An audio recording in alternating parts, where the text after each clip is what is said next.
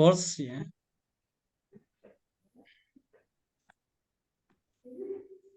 Yaitu terkait dengan pembuatan RPS ya, rencana pembelajaran semester. Jadi tampaknya pembuatan rencana pembelajaran semester itu merupakan satu kebutuhan yang penting bagi institusi. Di antaranya biasanya saat akreditasi itu ditanyakan. Akreditasi ditanyakan. Dan di samping itu juga bisa menjadi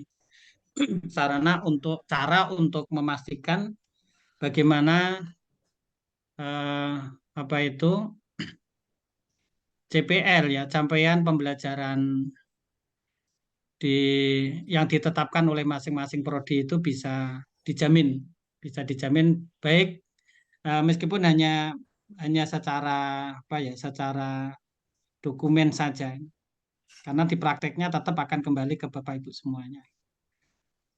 Kalau di dokumennya itu sudah bagus, tapi dalam prakteknya tidak ada ketaatan, ya ya sami mawon kan gitu loh, sami mawon.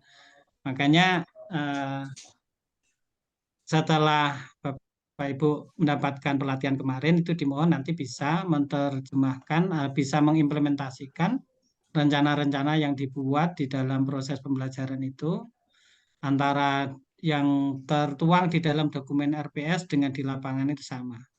Maka terkait hal ini penting ya peran dari lembaga penjaminan mutu atau mungkin di tempat Bapak Ibu yang di prodi itu apa namanya gugus kendali mutu atau apa gitu ya. Jadi bagian penjaminan mutu itu penting untuk melakukan monitoring, memastikan apakah rencana yang dibuat oleh dosen dengan yang di lapangan itu selaras atau tidak. Karena sekali lagi keberadaan RPS itu secara dokumentasi memberikan kepastian ya, dalam tanda petik memberikan kepastian bahwa upaya untuk mencapai profil lulusan itu setidaknya tergambar dengan baik.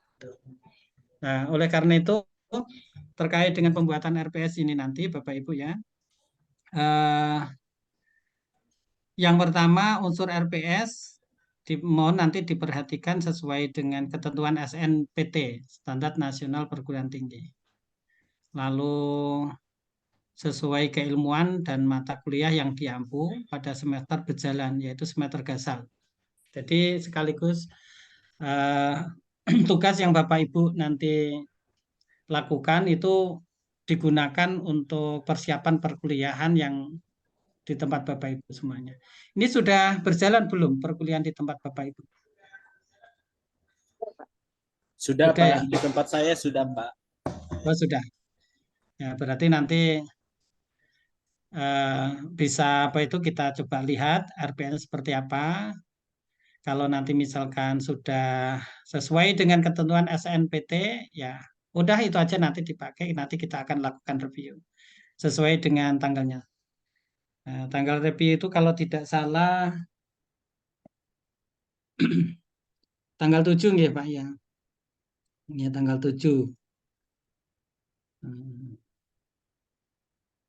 Nanti tanggal 7 nanti kita akan lihat RPS yang Bapak Ibu buat itu. Nah, RPS yang ada yang jelas itu adalah untuk satu semester ya, untuk materi satu semester, ya 16 kali pertemuan, ya, termasuk UTS sama UAS-nya. Kemudian ada lampiran rancangan penugasan, termasuk UTS dan UAS, ini disertakan di dalamnya. Terus kemudian ada unsur-unsur yang disyaratkan dalam penilaian RPS sesuai dengan instrumen penilaian RPS. Bapak Ibu sudah dapatkan ya lampiran instrumen tadi. Lampiran instrumen penilaian RPS. Kalau tidak ada, coba saya share. Ini Bapak Ibu, sebentar. Kalau boleh di-share lagi, Pak Komarudin, Ya, apakah? ini. Siap.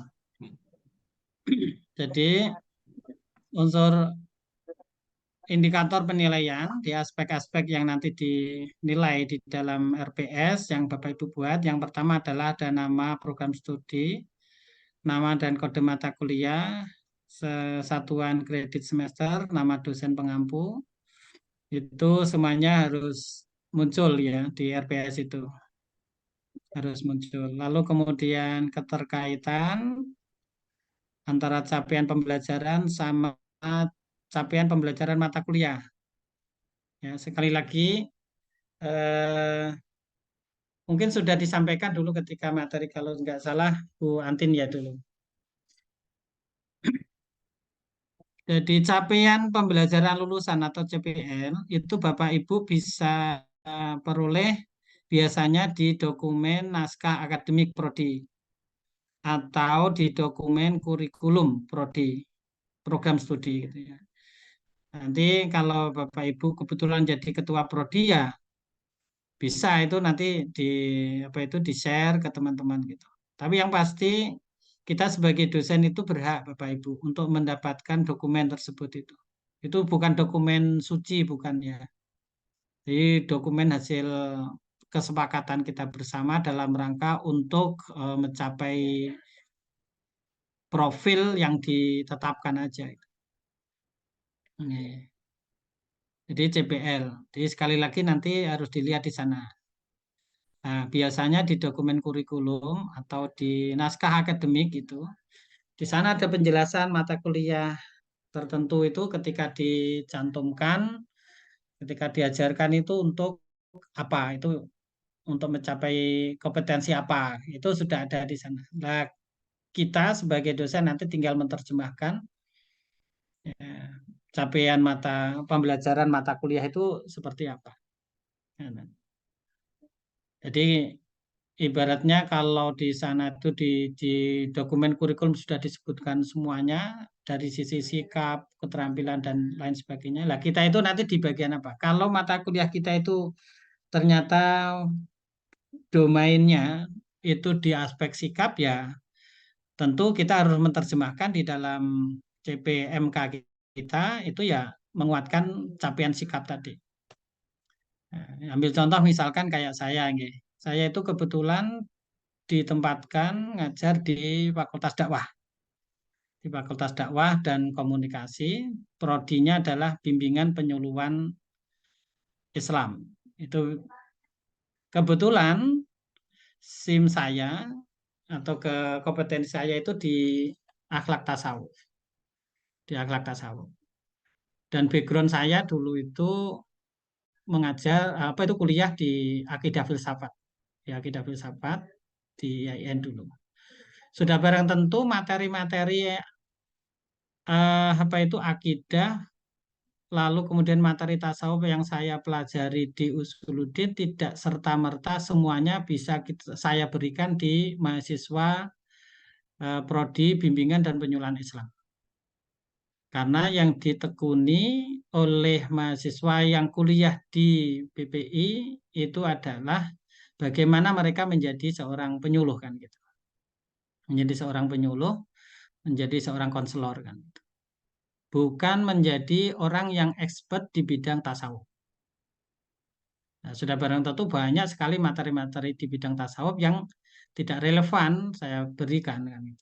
Akhirnya saya mencoba untuk mendesain CPMK yang terkait dengan mata kuliah tasawuf dan itu cocokkan dengan gambaran penjelasan yang ada di naskah akademik. Ternyata mata kuliah tasawuf meskipun itu menjadi mata kuliah tingkat instituter ya tingkat apa universiter semuanya yang prodi yang ada di UIN itu harus mengambil tasawuf gitu ya. Maka materi tauhid tasawuf itu ya kita arahkan untuk bagaimana bisa memberikan kontribusi terkait dengan karakter building. Karakter building. Jadi sesuai dengan yang ada di CPL-nya itu adalah untuk mata kuliah karakter building. Yaitu membangun karakter prodi. Di mana lulusan nanti diharapkan memiliki sifat sikap apa itu yang bagus terkait dengan masalah ketuhanannya, terus kemudian juga karakter bagaimana lulusan nanti ketika melakukan praktek konseling atau penyuluhan itu tidak terbiasa menggunakan pandangan dirinya, tetapi juga bisa mengetahui tentang ragam background dari klien atau dari tersuluh yang ditangani gitu ya. Sehingga tidak mudah untuk melakukan justifikasi. Ya, ketika berbeda atau organisasi, berbeda ideologi itu seperti apa. Ya, itu yang kita kenalkan. Sehingga ketika teman-teman itu mempelajari misalkan ya di tempat saya yang ada materi terkait dengan ragam pemahaman tentang akidah, ya, itu ya kita sampaikan, tetapi itu orientasinya adalah menjadi bekal mereka dalam mengenal, ya, dalam mengenal klien atau tersuluh dengan berbagai background ideologi yang berbeda. Itu. Dan kebetulan di tempat kami juga karena ya khusus untuk Islam, jadi arahnya ke sana. Ya, seperti itu. Nah, itu terkait dengan CPMK. Lalu kemudian rumusan kemampuan dalam CPMK menggunakan kata kerja spesifik dan operasional berorientasi pada mahasiswa. Ya, contoh misalkan mahasiswa memiliki sikap, bla bla bla bla gitu. Terus mahasiswa memahami atau mengetahui, ya, mahasiswa menunjukkan kerjasama, ya, apa itu? Itu seperti itu. Ya, itulah menggunakan kata operasional berorientasi pada mahasiswa. Bapak Ibu nanti bisa menggunakan berpedoman pada kata kerja operasional dalam penyusunan ini. Yaitu kata kerja operasionalnya taksonomi Bloom ya. Itu nanti bisa. Kalau Bapak Ibu belum punya, nanti saya akan kirim lewat grup ini nanti. Bisa menjadi pedoman untuk penyempurnaan Bapak Ibu. Syukur Bapak Ibu saya kira sudah semuanya paham itu. Ya, kalau nanti sudah oke, nanti tinggal saya minta dikirimi RBS-nya, nanti saya coba baca. Kalau sudah oke, nanti tinggal di submit aja di link yang dibagikan oleh panitia gitu. Tapi kalau belum, nanti kita akan tunjukkan apa kekurangan-kekurangannya di mana, sebaiknya seperti apa, nanti kita akan sampaikan gitu. Terus rumusan kemampuan akhir pertemuan menunjukkan ketercapaian CPMK untuk memenuhi CPR-nya. Jadi capaian CPMK-nya. Biasanya dari CPMK kan kemudian materi pembelajaran apa saja. Ya, seperti itu. Misalkan kayak mengetahui konsep atau teori ya, teori misalkan kalau di dalam agama itu ya mengetahui tentang konsep kredial misalkan ya, konsep kredial atau keyakinan.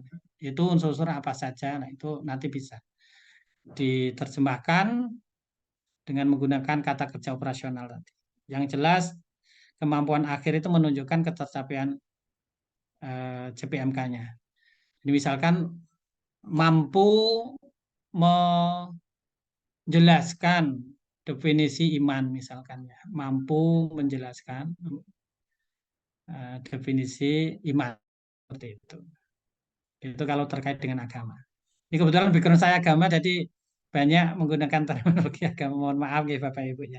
Nanti kalau di bidang keilmuan Bapak Ibu sesuaikan aja nanti. Kemudian ketersediaan dan kebaruan media atau sumber belajar. Ini bisa video interaktif. Minta tolong nanti di RPS itu kan biasanya kalau copy paste RPS yang lama itu kan ada proyektor, ada apa itu ya. Nah, jadi itu nanti diganti aja lah yang agak baru.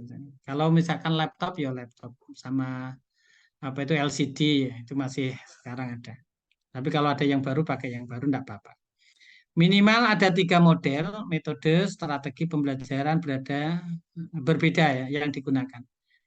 Jadi ada 3 model atau metode strategi pembelajaran yang digunakan. Itu minimal. Ya, mungkin apa itu ceramah, diskusi, kemudian yang satunya tadi misalkan everyone is the teacher in here, misalkan seperti itu. atau yang mungkin kemarin menggunakan apa itu round table gitu ya. Monggo nanti dipilih aja disesuaikan dengan materinya apa gitu ya. Kira-kira tepatnya menggunakan metode apa gitu ya. Oke. Kalau misalkan nanti diskusi di mungkin mahasiswa ditugasi untuk membuat makalah presentasi diskusi, tetapi di dalam pelaksanaan nanti bisa diganti gitu ya. Contoh misalkan sesuai dengan kesepakatan mahasiswa itu ditugasi untuk membuat makalah dibagi per kelompok, misalkan 3 orang gitu ya. 3 orang itu nanti di dalam prakteknya bisa tidak harus menggunakan model diskusi, tapi bisa menggunakan model pembelajaran setiap masing-masing anggota diskusi tadi, kelompok diskusi tadi itu menjadi guru, menjadi dosen. Makanya perlu nanti kelas dibagi menjadi tiga grup gitu ya. Ada 3 grup gitu. Nah, salah satu dari pemateri nanti ditugasi untuk menjelaskan di masing-masing grup gitu ya yang ada. Jadi mahasiswa A itu di grup yang satu, mahasiswa B di grup yang dua, mahasiswa C di grup yang mereka disuruh untuk ngajar di grupnya masing-masing menjelaskan materi yang disampaikan. Nah, untuk ruangan itu bisa tidak harus di dalam kelas kayak gitu. Bisa kita katakanlah misalkan kalau di dalam kelas itu kondisinya sumuk gitu ya, panas, kita cari tempat yang rindang ya. Oke, hari ini kita bisa kuliah tidak harus di ruangan, nanti kita kuliah di halaman, membentuk 3 kelompok. Ya, siapa tentukan aja Pak, 3 kelompok ini si A sampai nomor 1 sampai misalkan mahasiswanya ada 30 berarti nomor 1 sampai 10 di kelompok 1, kelompok A, 11 sampai 20 B, 21 sampai 30 kelompok C. Gitu. Nah, si pemakalahnya nanti dibagi. Anda yang 1 orang nanti ke kelompok 1, 1 orang kelompok 2, kelompok 1 orang kelompok 3. Silahkan Anda berperan menjadi dosen menjelaskan materi yang Anda siapkan. Kan gitu. Nah, mereka nanti mendiskusikan masing-masing. Itu seperti itu. Atau model bisa model round table boleh gitu ya. Atau model apa itu yang kemarin ditempelkan di apa itu di tembok. Cuma kalau itu nanti harus pakai propertinya itu yang mahasiswa nanti kasihan harus mengeluarkan uang untuk makan aja susah kan gitu ya. Nah, jadi suruh pakai kertas plano ditempelkan.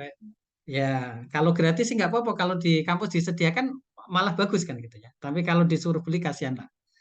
Ya, jadi kalau bisa nanti di apa itu dicarikan metode yang kira-kira memungkinkan untuk bisa diterapkan mahasiswa. Terus kemudian yang penting lagi ini Bapak Ibu, pengalaman belajar menggunakan paradigma pedagogi ya.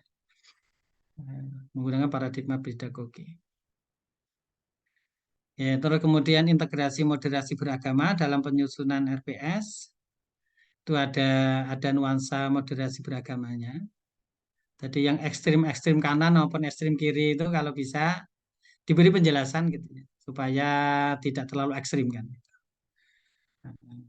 Jadi saya kira semua agama itu mengajarkan cinta kasih semua, mengajarkan cinta kasih. Kalau ada kelompok yang kemudian memiliki pandangan, contoh misalkan tidak mau hormat bendera gitu ya, itu mungkin ada pemahaman yang ekstrim. Ya, kalau kita selaku dosen barangkali kita bisa menjelaskan pandangan itu dasarnya apa, bahwa itu tidak mesti harus begitu. Karena untuk menerjemahkan ajaran agama itu kita harus membutuhkan apa itu selain kesesuaian dengan teks suci itu juga harus kesesuaian dengan konteks gitu ya. Ya, saya kira itu. Sehingga nanti akhirnya Pak mahasiswa bisa menyadari bahwa untuk implementasi ajaran agama itu ya kita harus apa itu moderat, memiliki sikap yang moderat. Ya. Kemudian inti dari moderat sebenarnya itu kalau orang itu mau komunikasi sebenarnya satu dengan lain. Karena tidak bisa berkomunikasi satu dengan yang lain itu akhirnya ya pandangannya menjadi saklek gitu ya, nggak terbuka. Berikutnya adalah integrasi sains dan apa itu agama ya. Kalau di Islam kan dengan Islam itu dengan agama. Integrasi sains dengan agama. Saya tidak tahu Bapak Ibu kalau yang di Kristen ya Pak Greg ya. Itu ada nggak Pak Greg? Kalau integrasi antara sains gitu dengan agama. Itu misalkan kayak ajaran cinta kasih itu dengan sains. Mungkin psikologi atau apa gitu ya, Pak. Ada Pak. Hubungan agama dan sains ada. Dengan pengetahuan ada ya. Ya itu mungkin yang paham malah justru Pak Greg ya, kalau terkait dengan agama. Mungkin kalau di Hindu ini yang Hindu siapa saja ini? Ada yang di Hindu ini? Saya Pak. Nggih. Bu Widya ya? Oh, Bu Widya. Oke, Bu Widya. Nah, Oke. barangkali di Hindu juga mungkin ada konsep ya, punya konsep bagaimana integrasi antara Hindu sama Sains gitu ya. Itu konsepnya. Misalkan kayak apa itu pembakaran mayat itu ya. Itu kalau kaitan dengan sains seperti apa kan mungkin bisa dijelaskan. Meskipun pembakaran mayat itu sebenarnya itu sudah di dalam ajaran Ya, kalau dalam Islam itu ada pendapat bahwa untuk mensucikan itu ya diantaranya bisa digunakan untuk membakar itu. Dengan dibakar itu menjadi suci. Contoh misalkan kayak tanah yang bercampur dengan benda yang najis dibikin bata gitu ya. Setelah dibikin bata atau bikin genteng itu kalau sudah dibakar itu menjadi suci. Nah, mungkin konsep kesucian itu barangkali di situ. Itu kalau itu pendapatnya kalau di Islam itu ada pendapatnya Imam Hanafi ya, salah.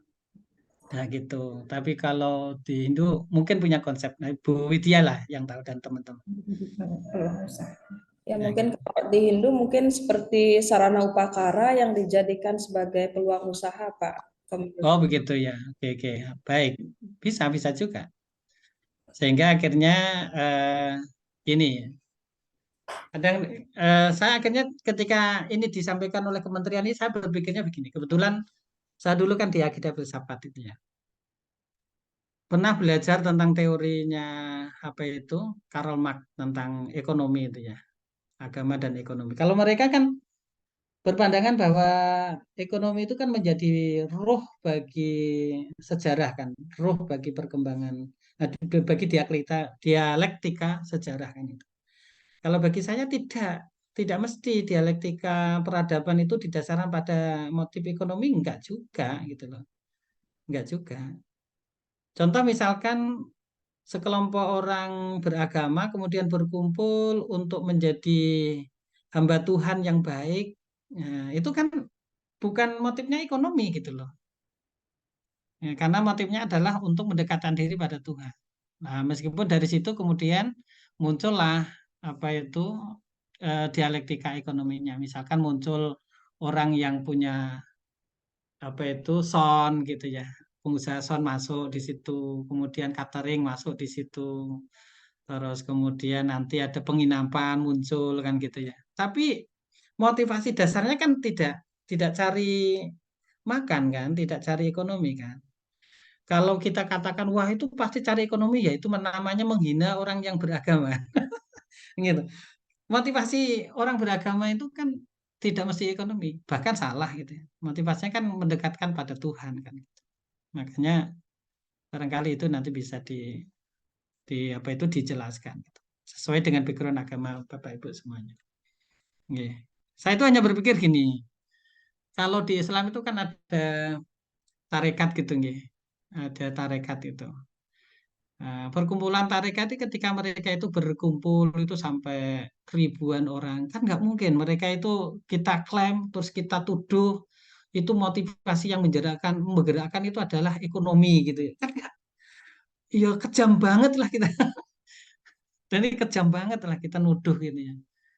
Nah, sementara pengakuan mereka itu melakukan itu semuanya adalah terdorong oleh rasa ingin eh, merasakan kedekatan dengan Tuhan di tempat itu kan gitu. Ingin dapatkan pencerahan, tambahan ilmu gitu. Jadi itu. Nah, termasuk juga misalkan mahasiswa itu datang ke kampus itu kalau kita kita pastikan wah ini motivasinya adalah ekonomi. Ya kasihan banget gitu. Akhirnya nanti menjadi lulusan-lulusan yang apa itu transaksional karena apa mikirnya ekonomi. Nanti jadi dosen pun juga gajinya berapa yang ditanyakan kan gitu. Bukan pengabdian kan gitu. Padahal di antara kita itu ada yang melakukan sesuatu itu karena apa? Panggilan pengabdian, panggilan jiwa pengabdian pada agama. Kadang-kadang seperti itu. Makanya kita bisa melakukan kritik. Nah, itu terkait dengan integrasi saya. Berikutnya adalah integrasi pembelajaran dengan hasil riset, Bapak Ibu. Jadi dengan hasil riset itu nanti bisa dilihat. Ya biasanya ini bisa dalam bentuk gini, Bapak Ibu. Satu, apa itu hasil riset Bapak Ibu dijadikan sebagai sumber dan kajian menjadi materi kajian. Misalkan Bapak Ibu kalau boleh Pak Harming itu mengampu mata kuliah apa Pak Harming? Teologi kontekstual, Pak. Teologi kontekstual. Nah, misalkan di antara penelitian yang Pak Harming lakukan itu apa yang tampaknya itu cocok dengan mata kuliah yang didiskusikan semester ini, itu bisa dijadikan salah satu materi pembelajaran. Nah, nanti sumbernya adalah hasil riset. Itu satu, itu bisa. Terus kemudian bentuk lain itu bisa terkait dengan satu materi, karena ini butuh dan riset, teman-teman kemudian ditugasi melakukan riset kecil. Ya, misalkan teologi pembebasan tadi ya, teologi pembebasan itu katakanlah misalkan pemahaman teologi pembebasan pada dosen-dosen di tempat Pak Harming misalkan ya, itu kayak apa misalkan. Nah itu nanti mahasiswa dicoba. Pak Harming nanti bikin judul apa, ya, pemahaman apa itu sivitas akademik terhadap teologi pembebasan, misalkan seperti itu. Nah, itu tugas mahasiswa untuk melakukan riset, wawancara ke siapa, mengumpulkan, kemudian nanti setelah itu didiskusikan hasilnya. Itu juga riset. Kayak gitu. Oke, jadi bisa dengan model itu. Applied research bisa. Yang jelas nanti sisi laporannya itu harus menggunakan pedoman yang ada di riset penelitian. Itu cara penulisannya, cara laporannya itu ada pedoman di sana. Demikian pula nanti bisa juga integrasinya dengan apa itu, dengan pengabdian masyarakat misalkan. Itu juga sama. Jadi kira-kira karena mata kuliahnya itu ada berkaitan dengan misalkan kepedulian terhadap masyarakat marginal gitu ya. Itu kan nggak perlu diteorikan itu. Nanti mahasiswa dikasih bekal sedikit, dia disuruh untuk terjun melakukan riset di sana. Pengabdian di masyarakat. Misalkan di Bali itu ada masyarakat marginal di mana gitu ya. Mereka nanti disuruh untuk melakukan pengabdian di tengah-tengah belajar gitu ya. Yang kecil-kecil aja, jangan terlalu besar. Kalau besar nanti ada riset sendiri, itu yang kecil-kecil aja. Nah, yang sekiranya nanti sesuai dengan bobot SKS yang ditetapkan. Misalkan untuk integrasi pembelajaran dengan pengabdian karena Pak Harming itu menugaskan melakukan riset itu dibuat berapa? Misalkan 2 kali pertemuan, 2 minggu berarti. Ya nanti jamnya dibuat 2 minggu untuk materi itu, gitu. Jangan hanya 1 minggu. Kalau 1 minggu nggak cukup Pak itu nanti. Jadi berarti 2 kali pertemuan atau mungkin 3 kali pertemuan, boleh nggak apa-apa. Wong jumlah apa itu materi pembelajaran itu nanti Pak Harming yang menerjemahkan sendiri terhadap apa berdasarkan tuntutan CPL CPMK-nya itu. Jadi misalnya satu materi pembelajaran mau dibuat berapa kali pertemuan, 1 kali pertemuan atau 2 kali pertemuan atau lebih itu kita yang menentukan. Yang penting totalnya nanti ada 16. Misalkan satu materi tadi ternyata ada 3, berarti yang lain ada yang 2, ada yang jelas total itu ada 16. Gitu. Itu aja. Oke, terus berikutnya kejelasan dalam pemilihan teknik pembelajaran. Teknik pembelajarannya. Dia menggunakan apa? Kemudian kejelasan dalam penyusunan instrumen penilaian. Nah, untuk teknik pembelajaran itu nanti ada kemarin sudah disampaikan. Ya. Ya, tinggal nanti diterapkan aja, dituangkan di dalam RPS-nya ini Bapak Ibu. Oke, itu terkait dengan apa itu penilaian di RPS ini. Nanti kalau Bapak Ibu belum punya, nanti kita kirimkan lagi lah itu. Oke. Ya, terus ya, berikutnya kita kembali ke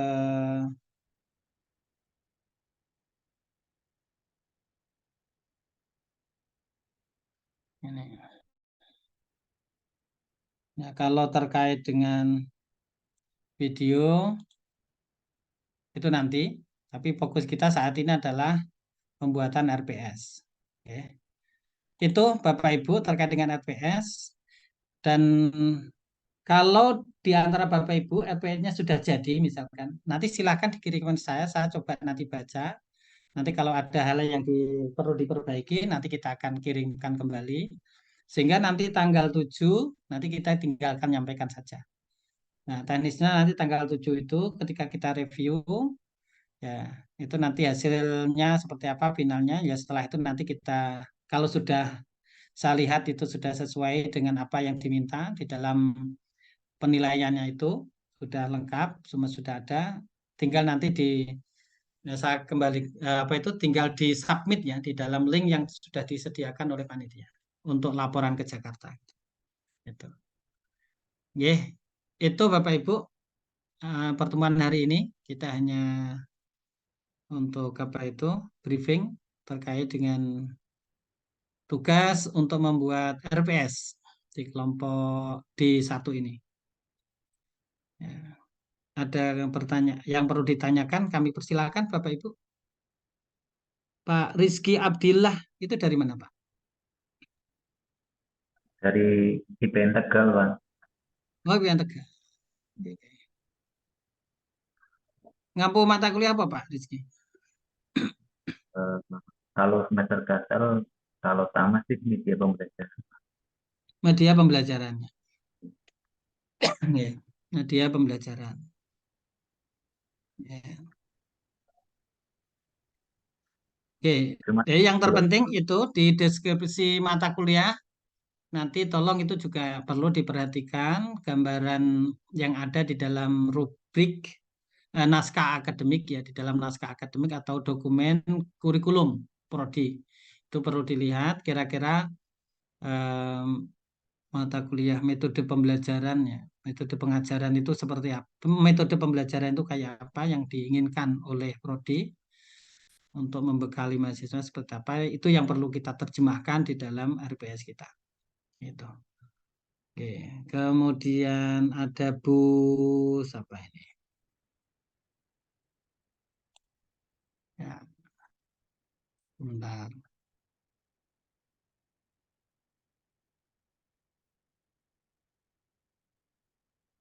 Bu Riniwati ya. Dari Bali Bu ya, Bu Riniwati.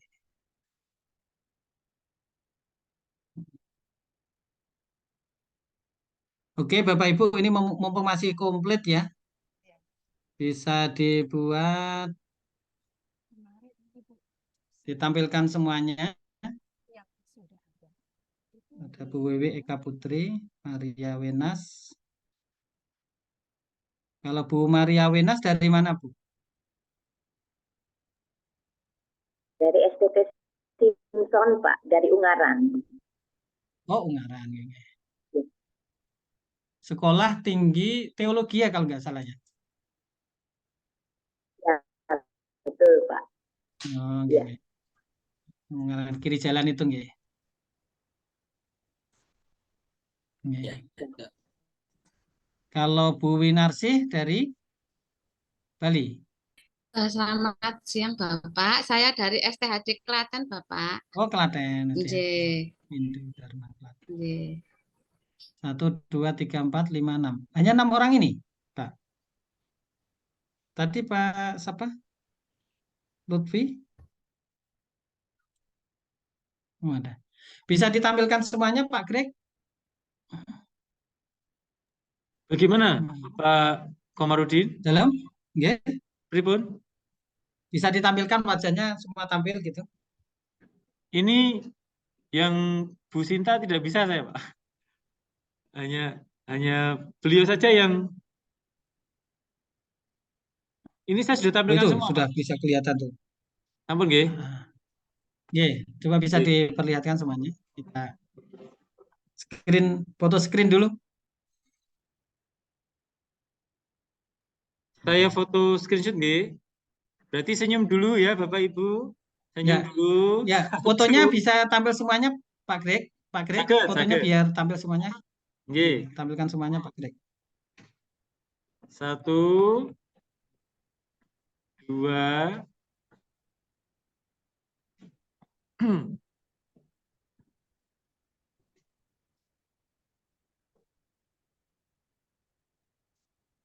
Cetet. Sampun, Mbak. Nanti saya share di apa namanya? Oke. WA. Nggih. Ini juga saya rekam Pak Komarudin. Mohon izin nanti kalau teman-teman ketinggalan atau begitu. Oh gitu. Nggih, terima kasih Pak Greg. Baik, itu Bapak Ibu terkait dengan kegiatan hari ini, briefing hari ini. Silakan nanti Bapak Ibu untuk apa itu menindaklanjuti dengan menyusun RPS. Kalau sudah ada yang jadi, nggak usah nunggu tanggal 7. Nanti juga bisa dikirimkan ke saya. Nanti saya akan coba lihat. Nanti kemudian mungkin kalau ada yang kurang, nanti bisa kita berikan catatan sehingga nanti bisa dibenahi. Dan RPS yang Bapak Ibu buat nanti bisa apa itu lebih bagus dan bisa bermanfaat untuk proses pembelajaran di tempat Bapak Ibu semuanya gitu ya. Ya, gitu. Dan nanti misalkan karena tradisi di tempat Bapak Ibu berbeda dengan di tempat saya, barangkali nanti bisa dikomunikasikan lebih lanjut melalui Japri saja nanti. Nanti kita akan kirimkan saja Japri kalau kurang di mana, terus kemudian nanti Bapak Ibu bisa nanyakan lagi di sana.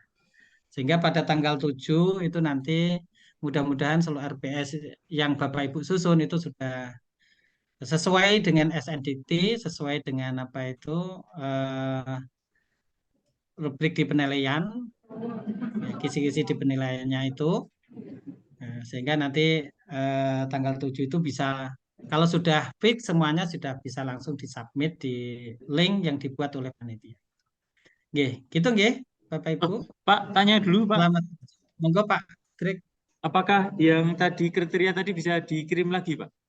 Yang apa? Yang kriteria. Oh, sakit. Nggih, itu. Nanti saya Kemudian, kirimkan. nggih, kemudian ini Pak, apa namanya? Berarti kami wapri dulu baru kirim ke drive itu, atau langsung kirim ke drive itu, nanti bisa direvisi atau pripun nggih Pak? Betul, lewat aja Japri dulu aja Pak. Siap. Jadi nanti yang dikirim di apa itu di link itu sudah fix. Siap. Sudah fix. Berarti kami Japri WA ya, Pak. Ya, monggo. Makasih Bapak. Matur sangat Nggih. Pak Komarudin. Bapak Ibu begitu ya Bapak Ibu ya. Jadi kita nanti Saya coba RPS-nya kirimkan JJ. Ya Pak.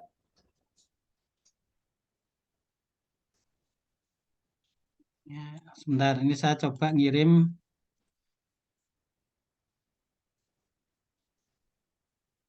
Juknis.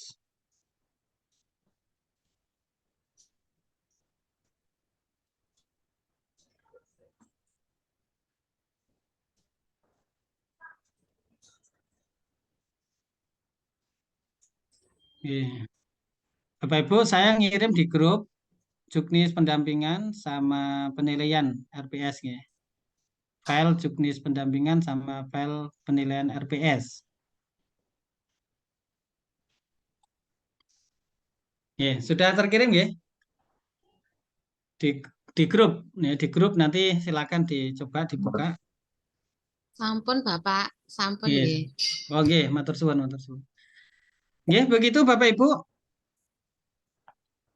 Ya, saya minta Bapak. dikirimi Pak Greg apa itu hasil foto screen-nya. Siap Pak. Siap. Nggih. Kita akhiri nggih. Selamat bekerja. Selamat siang. Assalamualaikum warahmatullahi wabarakatuh. Waalaikumsalam warahmatullahi Terima kasih. Matur sangat. Sama-sama. Terima kasih Bapak. Sehat selalu. Terima kasih Bapak. Amin. Terima kasih.